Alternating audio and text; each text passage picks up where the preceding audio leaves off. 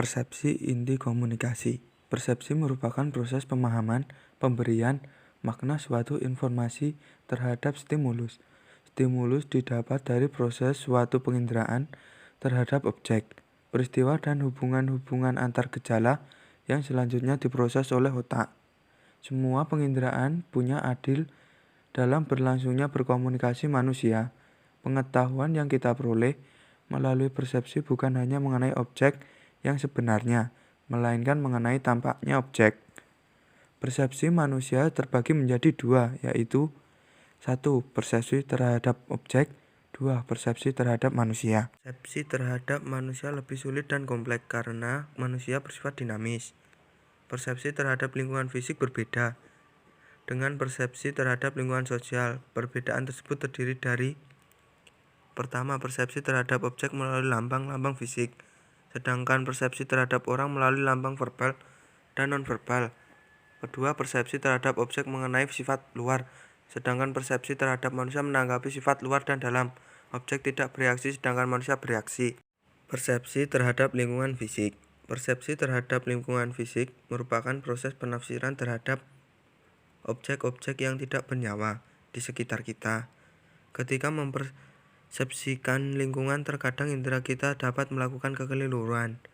Ada beberapa faktor yang mempengaruhi persepsi terhadap objek, yaitu latar belakang pengalaman, latar belakang budaya, suasana fisiologis pengharapan, dan kondisi faktual panca indera. Persepsi sosial. Persepsi sosial yaitu suatu proses untuk menangkap suatu objek sosial dan kejadian yang kita alami di dalam lingkungan dekat kita.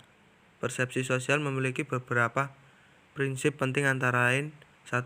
Persepsi berdasarkan pengalaman. 2. Persepsi bersifat selektif. 3. Persepsi bersifat dugaan. 4. Persepsi bersifat kontekstual. Persepsi dan budaya. 1. Kepercayaan, nilai, dan sikap.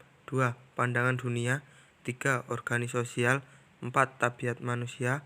5. Orientasi dunia. 6. Persepsi tentang diri dan orang lain. Kepercayaan, nilai, dan sikap. Kepercayaan merupakan anggapan subjektif bahwa suatu objek atau peristiwa mempunyai nilai tertentu, dengan bukti atau tanpa bukti. Pandangan dunia. Pandangan dunia adalah perorientasian budaya terhadap Tuhan, kehidupan, kematian, alam semesta, keberanian, dan isu-isu lainnya. Organisasi sosial. Organisasi sosial yang kita masuki adalah formal dan informal, juga mempengaruhi kita dalam mempersepsikan dunia dan kehidupan ini, yang pada gilirannya mempengaruhi perilaku kita. Tabiat manusia. Tabiat manusia adalah pandangan kita tentang siapa kita, bagaimana sifat kita mempengaruhi cara kita mempersepsikan lingkungan fisik dan sosial kita.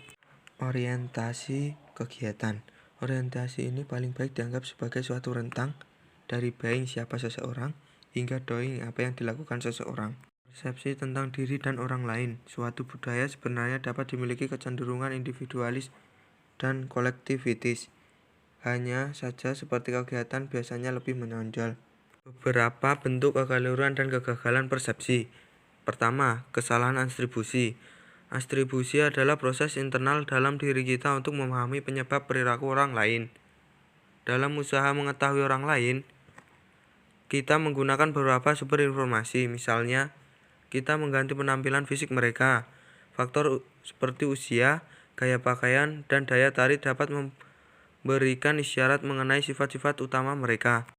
2. Efek halo. Efek halo merujuk pada fakta bahwa begitu kita membentuk kesan menyeluruh mengenai seseorang, kesan yang menyeluruh ini cenderung menimbulkan efek yang kuat atas penilaian kita dengan sifat-sifatnya. Kesan menyeluruh itu sering kita peroleh dari kesan pertama, yang biasanya sulit digoyahkan dan berpengaruh kuat. 3. Stereotip. Stereotip yaitu mengeneralisasikan orang-orang berdasarkan sedikit informasi dan membentuk asumsi mengenai mereka berdasarkan keanggotaan mereka dalam suatu kelompok. 4.